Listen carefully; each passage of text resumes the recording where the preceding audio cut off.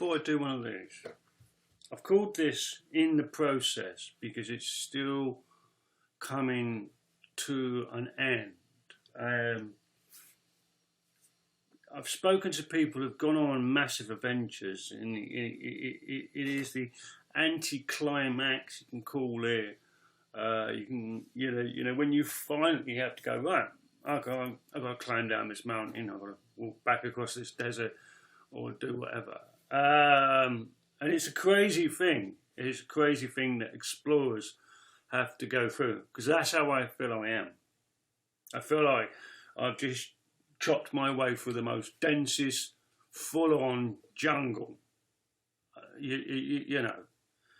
But I'm going to use certain areas as a scenario. But it seemed to me, in fact, I actually trekked right across one of the north or south poles. When you're out on the moors, there are points you can look at. I actually showed my mate how I look at a map one day, and he went, "Where did you learn that?" I said, "Well, I just worked it out.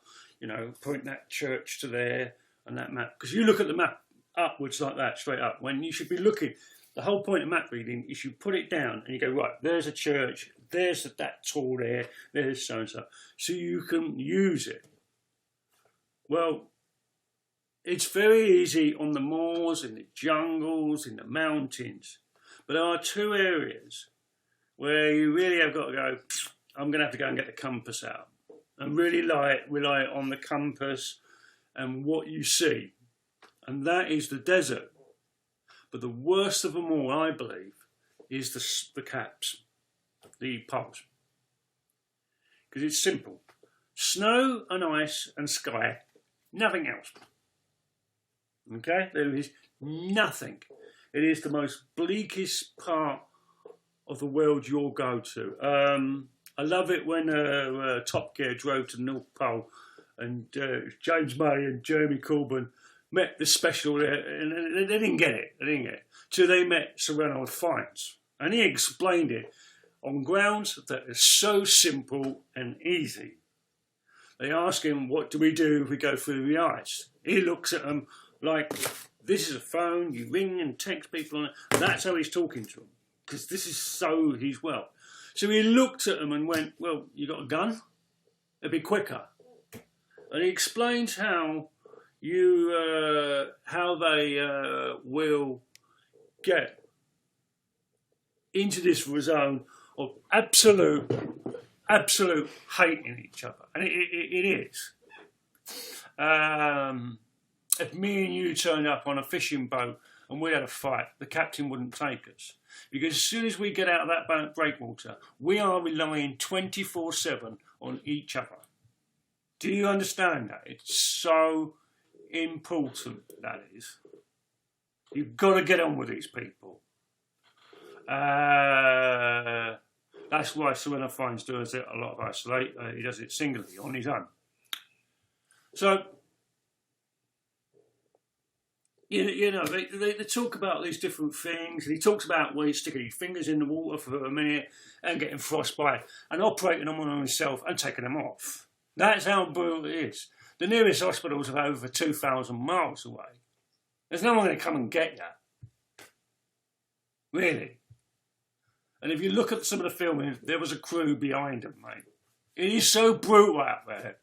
And in the desert, yellow scorpion, about that big, it will take you down. It will take you down in agony you wouldn't believe. Camel spiders, in the caps you've got polar bears, which look cute, but can do 40 miles an hour. And when they come out of an hibernation, all they see is food. You. My mates, a friend of mine used to be on a ship that went both to the poles, and he says they look cute when they're over there.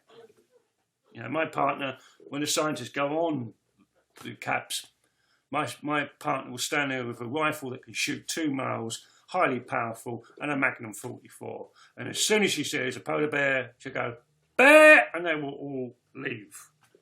Those things can shift. So it's brutal, and you have to be brutal. Survival is very, very brutal. I mean, I would love to meet with the football team that crashed in the Andes. And, you know, you ate one of your colleagues. You personally knew this guy. How are you dealing with that now? Because if me and you were on an island and I was dead, you would drink my blood and eat me. You would. It's survival. It is survival. You don't get vegetarians and vegans in these situations. You eat what you can. My friends went to that Ethiopian refugee camp for 20 miles. Not an animal. The only things you saw was bugs, and they got eaten. So that's the reality, the actual survival, how people survive. A lot of women, after they were released from places like Auschwitz, had massive eating disorders. Yeah, Audrey Hepburn did. And that was all based around guilt and shame. I watched an interesting program of a guy. His father survived Auschwitz, and his pride and joy, the biggest thing he ever gave him, was a stainless steel spoon. His father came from a rich Polish Jewish family. When he left Auschwitz, he had that spoon, and he's got it in a case in his office, and he's explaining how on his deathbed he gave me, because I'm the eldest son. It meant the world to him. Privately educated, and he left Auschwitz in a pair of trousers and a spoon. Just an everyday spoon. But every time I'm struggling with a business, I look up at that spoon and the answer comes. It's worth nothing. To me, it's everything. And his dad carried that with him till he died.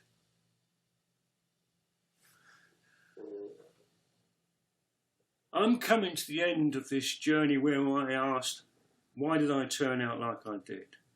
I now know. And I know why I did the things and where I was going.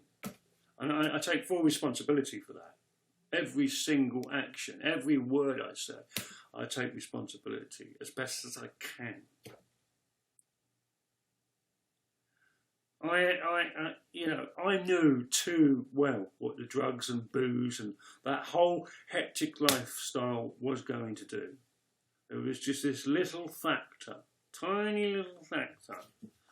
I couldn't give a shit about me. Why should he live?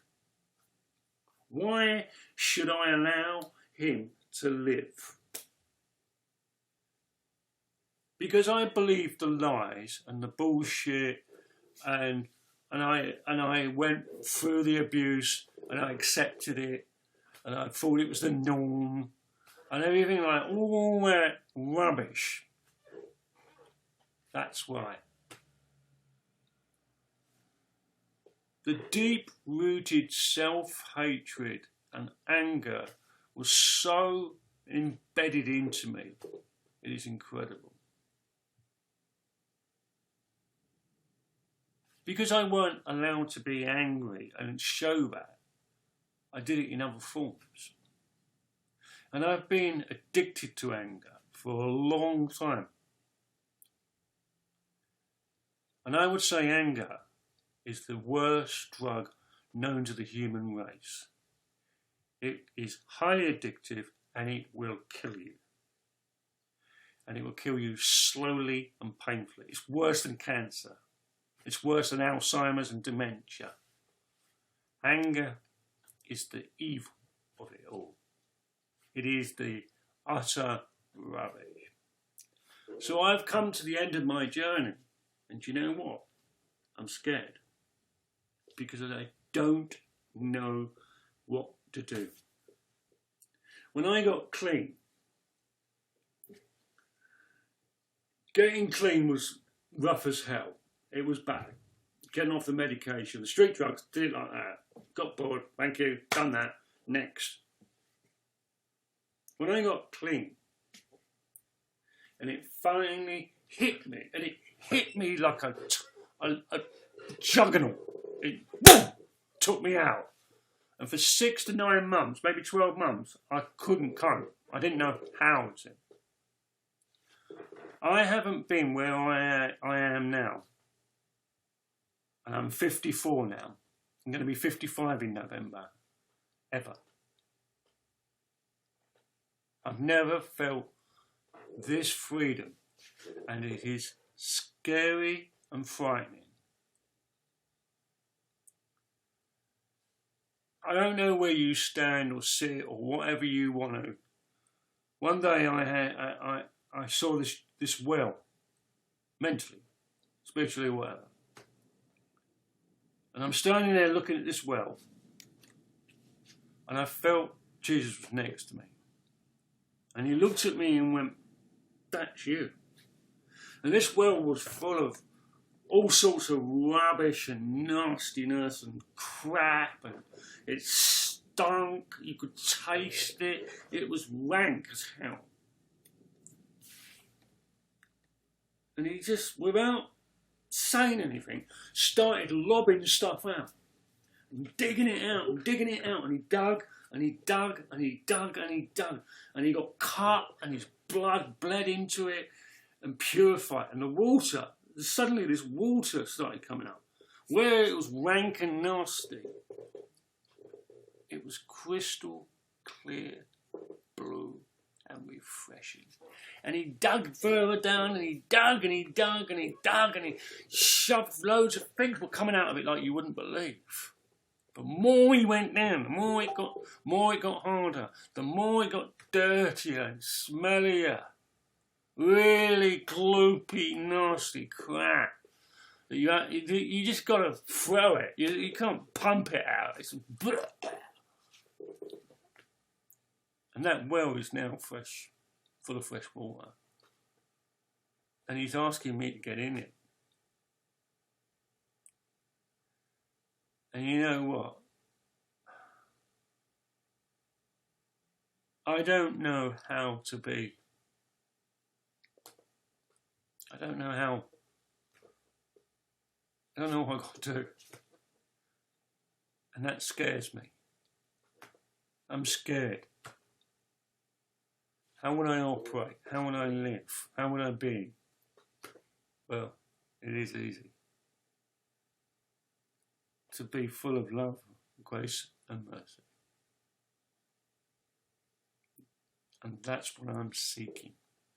They are the three things I want. Kevin means kind and gentle. I'm really seeing the gentle Kev coming.